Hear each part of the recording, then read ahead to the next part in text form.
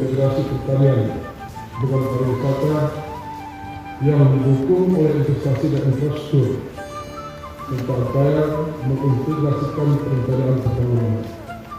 Partisipasi menjadi sebuah program kerja yang bersifat strategis.